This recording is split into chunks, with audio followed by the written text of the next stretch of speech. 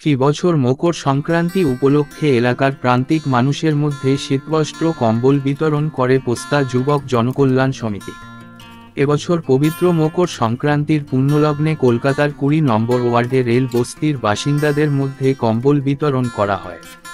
রাজেশ তিওয়ারি ও JP রায়ের নেতৃত্বে কম্বল বিতরণ কর্মসূচি চলে। এদিনের কর্মসূচিতে উপস্থিত ছিলেন প্রমোদ রাই, অনুপ রাই, বীরেন্দ্র মিশ্রা সহ অন্যান্যরা। अभी यहाँ दे दीजिए, बिंदु भी दीजिए आप अपना। ठीक है ना जी, हम बता रहे हैं ना।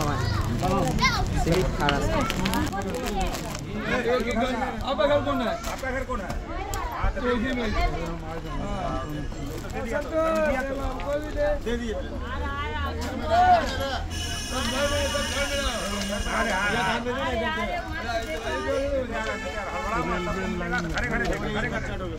नोचा करने के लिए कारण तो हम लोग इतना घूर रहा। आगे में बस हो गया, आगे में हो गया, तू घर हो गया बैठा। हाँ दीजिए भैया।